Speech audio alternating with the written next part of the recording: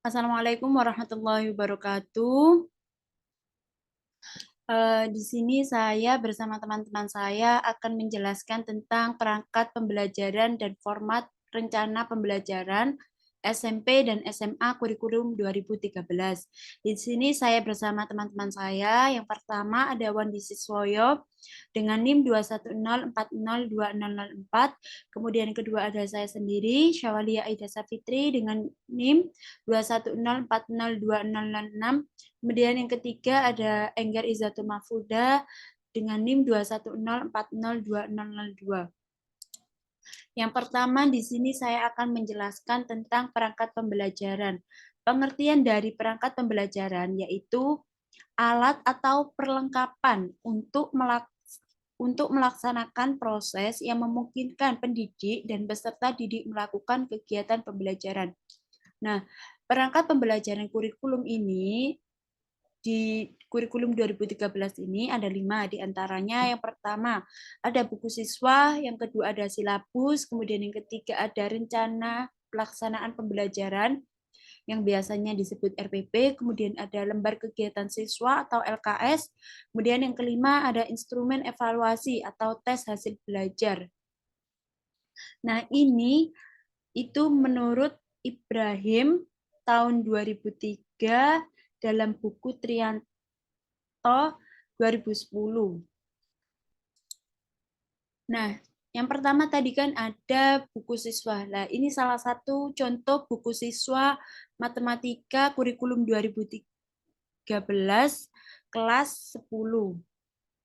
Kemudian ini ada silabus. Nah, silabus ini merupakan rancangan program pembelajaran satu atau dua kelompok mata pembelajaran yang berisi tentang standar kompetensi dari kompetensi dasar yang harus dicapai oleh siswa, kemudian pokok materi yang harus dipelajari oleh siswa, kemudian serta bagaimana cara mempelajarinya dan bagaimana cara untuk mengetahui ketercapaian kompetensi yang telah ditentukan. Silabus ini juga digunakan sebagai acuan dalam pengembangan rencanaan pelaksanaan pembelajaran. Kemudian yang ketiga ada contoh lembar kerja siswa. Di sini berisi tentang soal-soal yang nanti akan dikerjakan oleh siswa.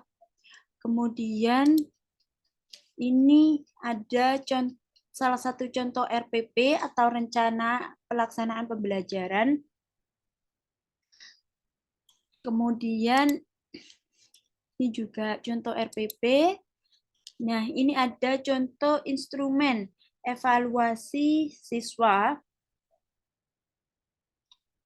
Nah, ini itu sebagai pengumpulan bukti melalui pengukuran, kemudian menafsirkan, kemudian mendeskripsikan dan menginterpretasi bukti-bukti hasil pengukuran. Nah, ini selanjutnya akan dijelaskan oleh teman saya. Silahkan. Baik, jadi untuk rencana pelaksanaan pembelajaran SMP dan SMA, biasanya kita kenal dengan sebutan RPP. RPP sendiri merupakan rencana kegiatan pembelajaran tatap muka untuk 1 kali pertemuan atau lebih. Manfaat dari RPP diantaranya ada 4. Yang pertama, penyampaian materi lebih mudah. Yang kedua, menentukan target dan tujuan. Yang ketiga, melihat keberhasilan belajar siswa. Dan yang terakhir, mengembangkan kegiatan pembelajaran. Kemudian ini ada contoh format rencana pelaksanaan pembelajaran kurikulum 2013. Yang pertama, identitas program pendidikan. Di sini identitas meliputi dari nama sekolah, tahun pelajaran, mata pelajaran, kelas atau semester, dan juga alokasi waktu. Kemudian yang kedua, yaitu kompetisi inti dan kompetensi dasar. Kompetensi inti yang meliputi pengetahuan dan keterampilan.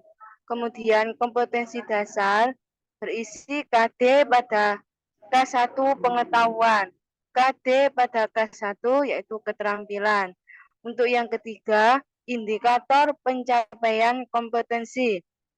Indikator KD pada KI pengetahuan, kemudian indikator KD pada KI keterampilan, dan yang terakhir tujuan pembelajaran.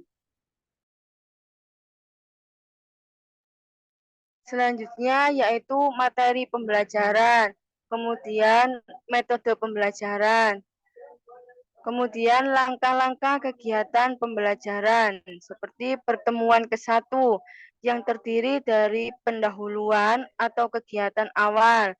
Ini biasanya beberapa menit.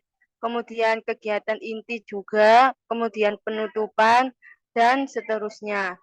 Kemudian alat atau bahan dan media pembelajaran yang kita gunakan. Kemudian sumber belajar kita dapat dari mana. Dan yang terakhir, penilaian pembelajaran. Yang pertama, teknik penilaian. Yang kedua, instrumen penilaian. Kemudian mengetahui kepala sekolah dan guru mata pelajaran apa yang kita ambil. Ya, di sini terdapat sebuah contoh dari RPP pembelajaran.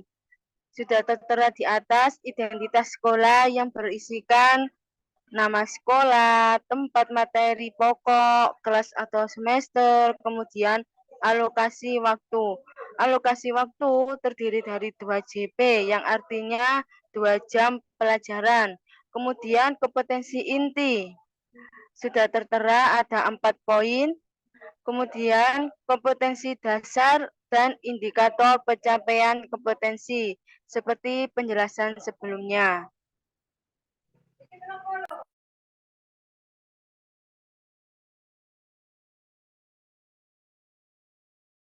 Nah, untuk Selanjutnya, tujuan pembelajaran ini disampaikan oleh Mas Wandi Siswoyo. Kepadanya kami persilahkan.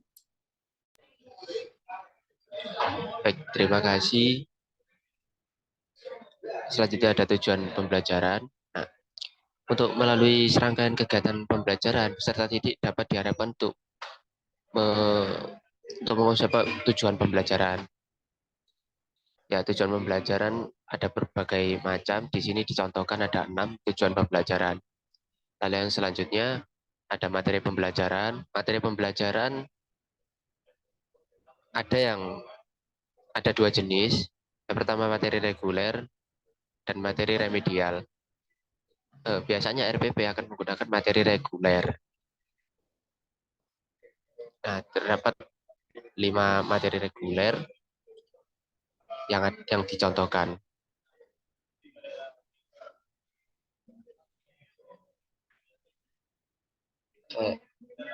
Selanjutnya ada metode pembelajaran, media, dan sumber belajar. Nah, metode pembelajaran yang dicontohkan ada metode pembelajaran dan ada media pembelajaran dan juga sumber belajar. Sumber belajar ini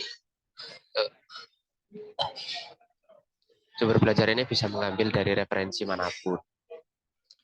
Lalu yang selanjutnya ada langkah-langkah kegiatan pembelajaran, biasanya diawali dari pendahuluan, dan kegiatan pendahuluan itu biasanya sekitar 10-15 menit.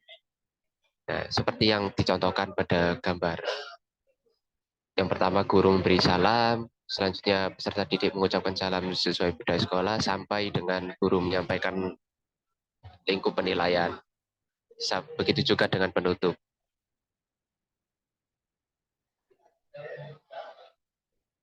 Lalu untuk penilaian pembelajaran, ada teknik penilaian dan instrumen penilaian.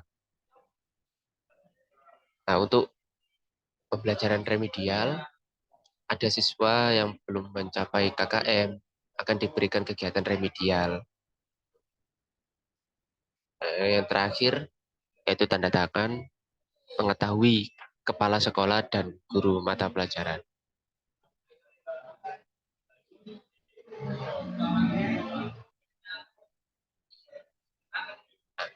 Lalu apa perbedaan RPP SMP dan SMA? Ya, perbedaannya terletak pada alokasi waktu di mana 1 JP di SMP itu 40 menit, sedangkan 1 JP di SMA itu 45 menit. Nah, lalu terletak pada KD di mana RPP SMP disusun per mata pelajaran, sedangkan RPP SMA disusun per mata pelajaran dan per materi atau bab.